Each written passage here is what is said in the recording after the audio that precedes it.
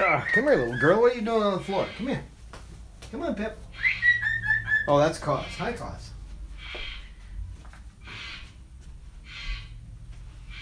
That's Peaches. Don't scoot right under me when I'm about to sit down, silly. Scoot over a little bit. Well, just scoot a little bit. Okay, guys. What are you doing, Cause? Coco? Lorelai, you don't need to worry about the other camera. That's for later. Say hi, Cause. Alright, this is a little pre-show. Our patrons get a live conference with us in a half an hour, but this is a little bit for Facebook, right? Right, Lucy? What do you say, Luce? You say, eh? I'm not surprised. And this one, the peach, it's a peach. Hey, Peaches. Hey, Peaches. It's out of the way, nobody's sitting there. Hi, Peach.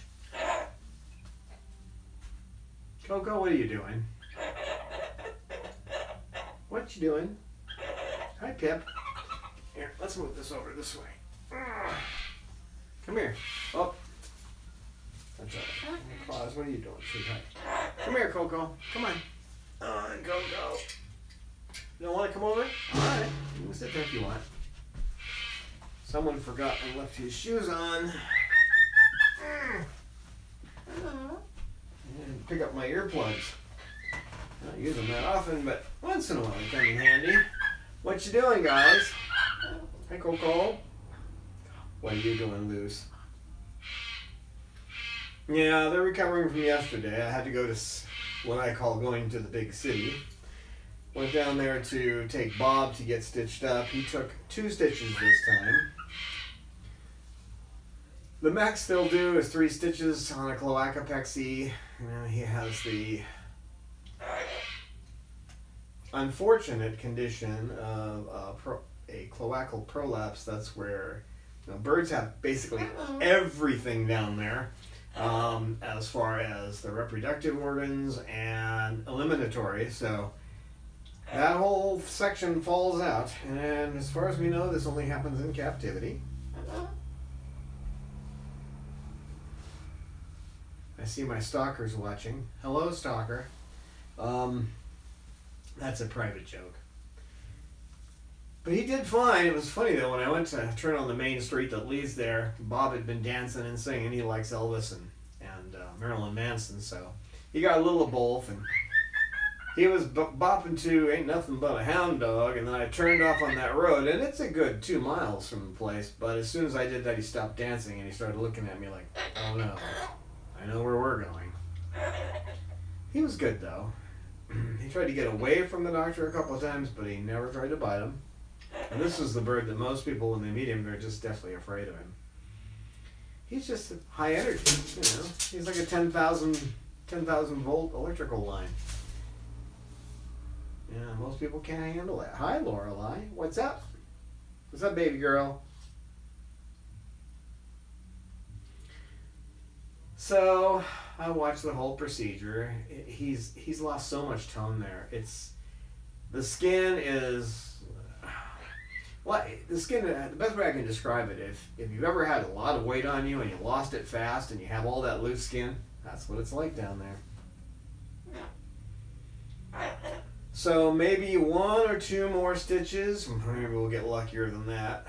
It's going about 6 months between, and then he's going to have his major surgery, which is $1,000. But basically they tie, and Dr. Jenkins came up with this particular surgery. They actually tie the insides, I'm making this simple, but they tie him inside to his ribs. And that lasts about 3 years on average. And then after that, he's just going to have to get put down, because once that all starts hanging out down there, that's no way to live. No cure for it. All we can do is sew it up, sew it up, sew it up, and finally sew it up inside, and then after that it's a sad day until he'll be gone. But he's such a wonderful bird. He's not in here right now. because he would demand all of my attention. And since we're going to have a meeting, we use Zoom. We have a live meeting where everybody has, of course, you don't have to show yourself, but everybody's got a little spot on the screen, so you can actually see who you're talking to, which is nice, and have conferences. I thought that would be more popular. Our patrons know about it. We're lucky to get 3 or 4 people in there at a time, but on these meetings. But we have great patrons, and we have 31 patrons right now supporting us. And we get donations too through Razoo, PayPal, that kind of thing. But our patrons give for every one of our videos, and we do 2 a month, and that helps pay the bills. Right now, we'd like to get a better sound recording device. What we have is a Zoom H1, and it's relatively inexpensive. They're around $100. But it's stereo. It's all in one little piece, and if we go outside to do any videos in the aviary or anywhere other than this room, the traffic is noisy enough that it makes it hard to hear. So, not that we don't occasionally get people saying they have trouble hearing us in our normal videos, but we do the best we can with the software we're using and the hardware. This other device is around $250, then a couple of extra mics for it, so we'd actually be able to get quad sound, which would allow us to be able to pick out better squawking sounds. Right, Coco? Oh no. What are we vibrating for? I was petting your head. I know. Now you've gotten all enamored of me, and I'm not sure how. I pet your head. Was I leaning my hand on your back? Then maybe. We don't need you vibrating. No, we don't. We don't. We love you, little girl. Hello, Peaches. You don't need to vibrate either, and I can see you're in the mood to start that today. Lorelei, how you doing, kid? Now, they all love the aviary. There's never any question of wanting to come out of the cage to go, except for Rome. Although we did get Rome into the aviary day before yesterday.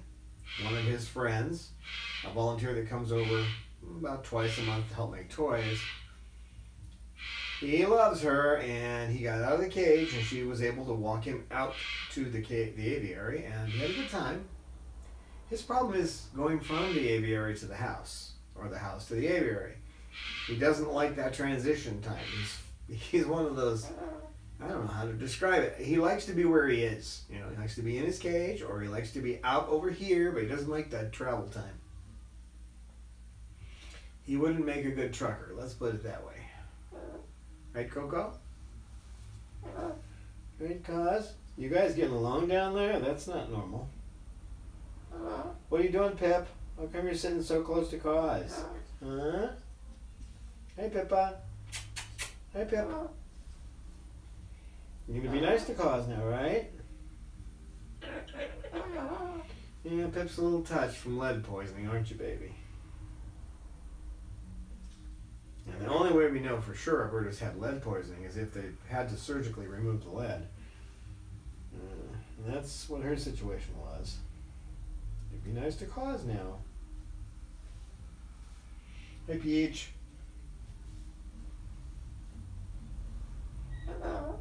Hello, Peaches.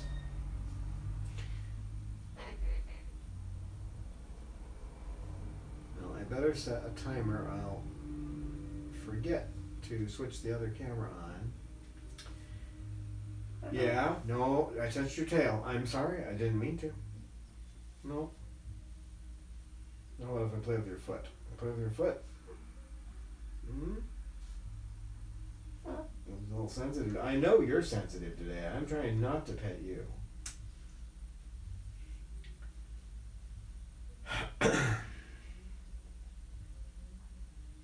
Playing with a little swizzle stick there, kid.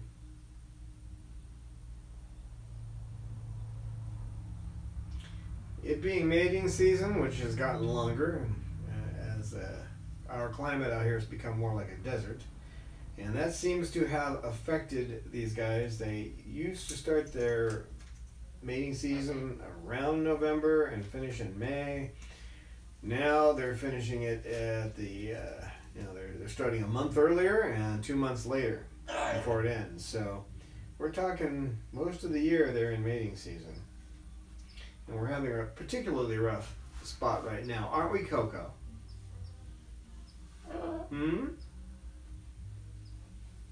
They've had to adjust some of their medicines up because they've been pulling their feathers a little bit, haven't you, Coco? Nothing bad. Just they start with the smaller feathers, so if I catch them early, then I can stave off any really bad effects. But right, Coco? Coco bird, you're ignoring me. Coco bird. Salamander, what are you doing sleeping up there? Wake up. What a look. Yeah, I don't have multicam for this kind of thing, so he's up there looking down at me like, leave me alone, I'm relaxing. Same with Sugar. Right, Sugar? Just look at me. I know, just look at me. You're busy goofing off. Oh, little girl.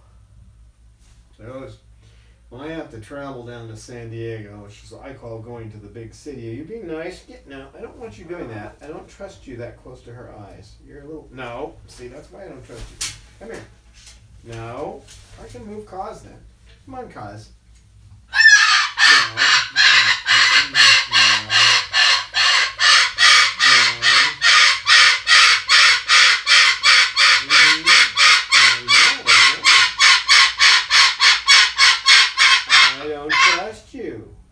No. I love you, but I don't trust you. No. You're a little bit touched and you do things that are not quite right. So I have to keep an eye on you. I don't want you hurting our cause. No. Cause can get a little territorial. She doesn't really want Cecil around me. And why she thinks Cecil is a threat?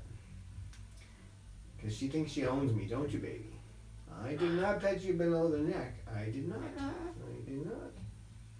Not for any lengthy times either. Just a little bit. Just a little bit. Oh, she's not going to hurt you. This one is not used to being around other birds. She's better about it. But she'll open that beak and threaten a little bit when another bird gets close to her. Won't you? Won't you, Luce? Won't you? Hey, Pip. Hey, Pip. This one sure is a lot of fun, aren't you, Pippa?